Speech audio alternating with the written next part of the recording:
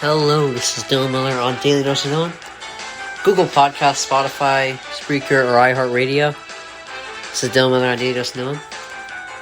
Alright, we have some good stuff today. Let's see, what do we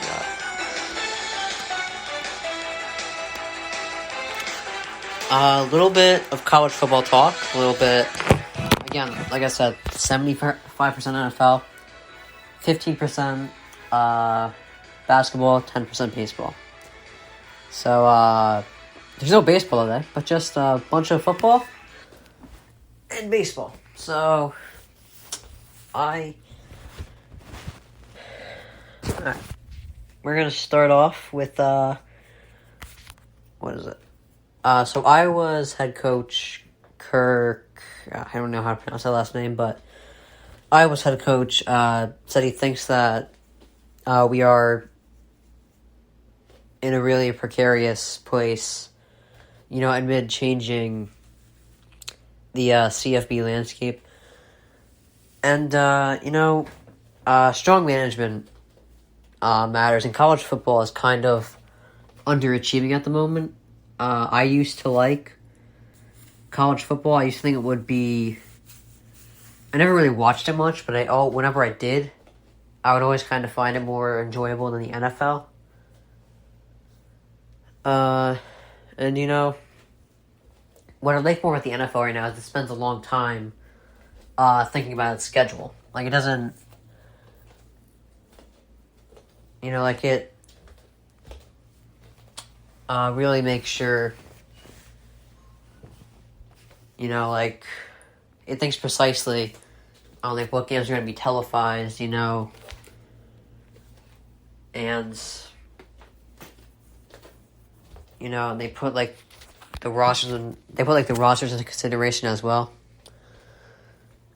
They put the Brady and Patriots game. Obviously, they televise that. They really make sure that they, that the schedule is, set. College football, I don't think is as good at that. Alright. So we are going to move on to, the Cowboys. By the way, later in the show, I'm going to talk about things I actually like about the Cowboys, because I always am critical of them, but I think I have a reason to be. They call themselves America's team, and they've won 3 playoff games in 25 years, so I don't think I'm too crazy to call them out on this. But it's just, at some point, you have to say, alright, you're in the worst division in football. Okay? Making the playoffs isn't gonna... just because you make the playoffs doesn't mean we're gonna give you praise. You should, with the roster they should have an automatic playoff spot, considering the crappy division the NFC East is. It should be easy to make it. Last year they made it, they were out the first round, like they always are, and it's,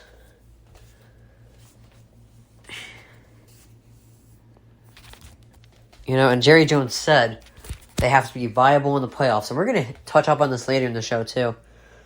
But, it's no crap, you have to be viable in the playoffs. I mean, like I just said, in the worst division of football.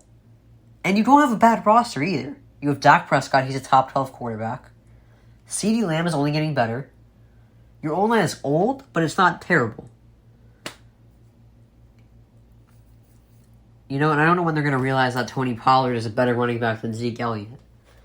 Zeke Elliott has regressed every year since he's been in the league. He's not... He had a great rookie year and then crapped out. So I don't think...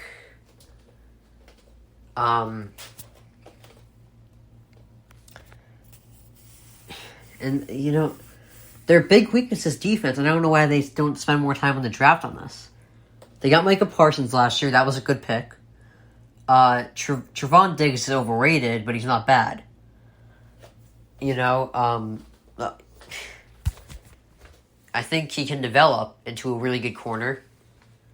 And again, like I said, I do think Cowboys fans tend to overrate him, but it doesn't mean he's a bad corner. So it's like, I don't know. They're just,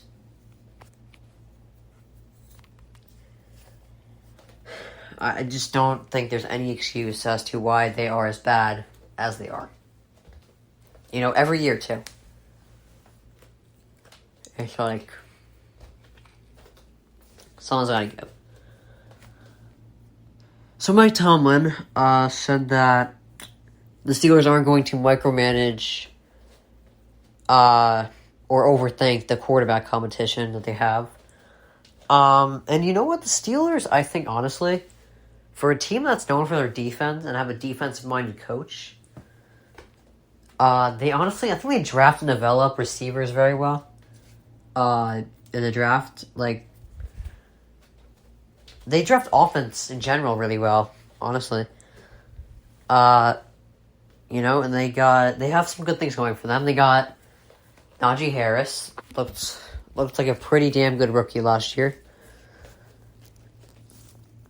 And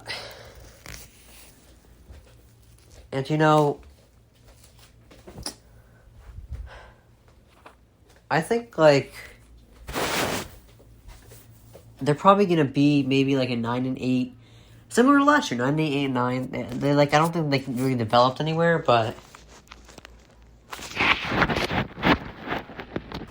with this quarterback competition, you know, it's gonna take them a bit to figure it out. So I might have to put them down to like a 6, maybe 7-10 year. I'll say 7-10. It's just they got Kenny Pickett and Mitch Trubisky as their two quarterbacks. Kenny Pickett looks like he might be able to be a good quarterback, but not right away. And Mitch Trubisky, at his best, is a very capable backup. But if he's a starter, we've already experimented that he's not very good. He had one good year with the 2018 Bears, and that year was carried by defense. You know, but you know, I will admit he had a decent year that year. I think he had like a 93 quarterback rating. Like, he was efficient. It's just, I don't know if the Bears would have been as good as they were if it weren't for their defense. You know? Alright, so, and you know, I think they have two actually really good backups. I think Mason Rudolph, obviously not a starter, but a capable backup. You know, a little worse than Trubisky. You know, I think start Kenny Pickett, and then you have two very good backups in case that flops, you know? Like, I don't think it would be the end of the world if Kenny Pickett isn't great right away. Alright, so Jason Tatum, there's Katie rumors, obviously, about getting traded. Apparently the Celtics offered him a big package, and the Nets said no. And I thought it was a pretty fair offer. I explained that yesterday. You can go to that podcast right now if you are interested in my perspective on that. But anyway, Tatum, I think he did a pretty good job in answering this question. They asked about, he was asked about KD, obviously the rumors yesterday. He basically just said, you know, he loved the Celtics roster the way it is right now. Obviously, KD's a great player, but he can't really, you know, he obviously pointed out, what I think a lot of players should point out, which is they're not really the GM. They don't make the decisions.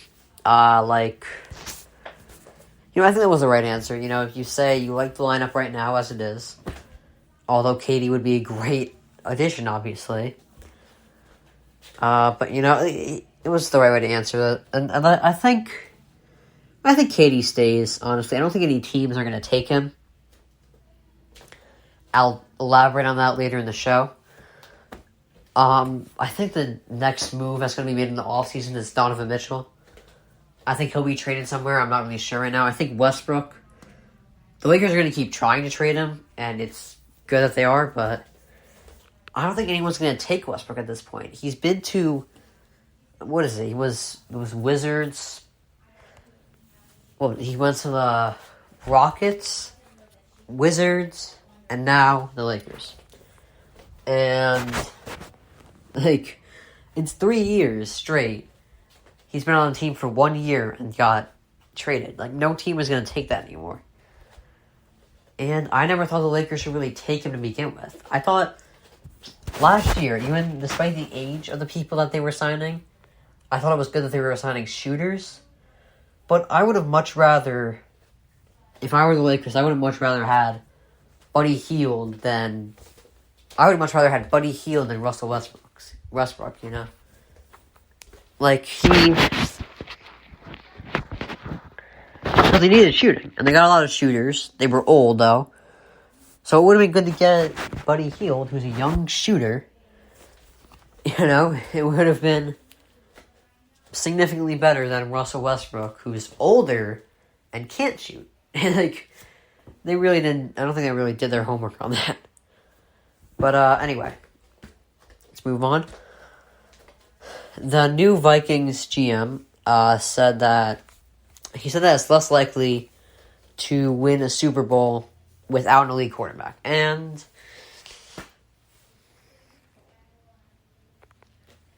you know, it's like, I mentioned the tier list yesterday that Mike Sano came out with, The Athletic. It was a pretty accurate list. I think it had Kirk Cousins in tier 3, which is pretty good in my opinion. I think the tier 1 quarterbacks are like, it's whoever can win despite